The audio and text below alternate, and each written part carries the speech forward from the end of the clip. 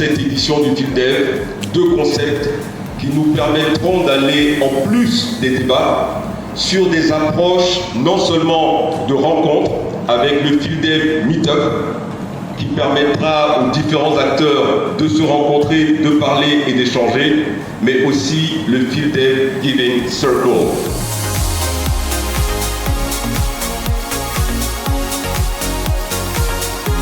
Financement du développement organisé par la Fondation Libre. Ce rassemblement incarne une convergence de volonté, d'idées et d'espérances autour d'un enjeu vital, la philanthropie comme vecteur du développement. Elle devient un instrument stratégique capable de soutenir les politiques publiques, d'accompagner les communautés et de stimuler l'innovation sociale.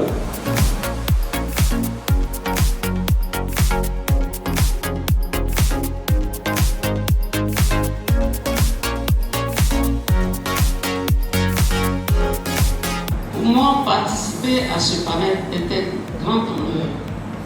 Encourager tous ceux qui croient qu'un autre avenir est possible avec la conviction que la solidarité, la bienveillance et l'humanité sont les clés du changement.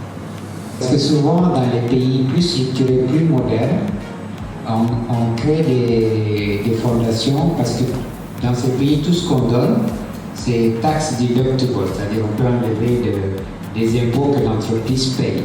Donc souvent, il n'y a peut-être pas de motivation sociale, mais fiscalement, ça tient la route.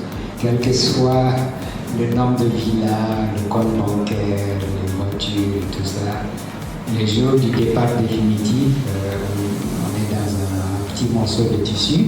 Comme d'ailleurs, on nous met dans un petit morceau de tissu le jour où on arrive sur cette terre.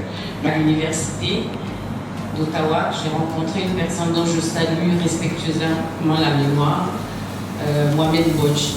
Il me dit, je viens d'apprendre que vous êtes la fille d'Amadou Ampateba. Je dis oui. Il dit, mais lui, il va léguer quelque chose à la postérité. Qu'entendez-vous faire? Il dit, est-ce que vous connaissez seulement ses œuvres?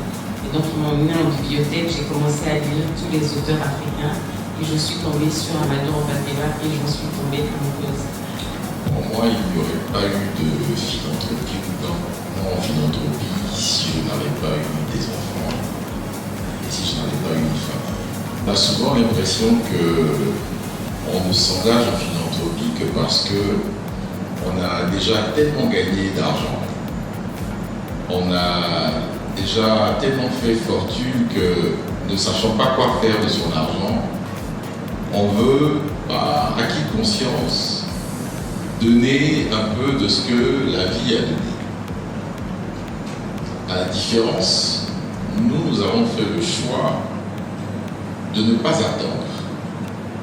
Parce qu'en réalité, on peut être philanthrope par une richesse qui vient du cœur plutôt que par une richesse qui est financière.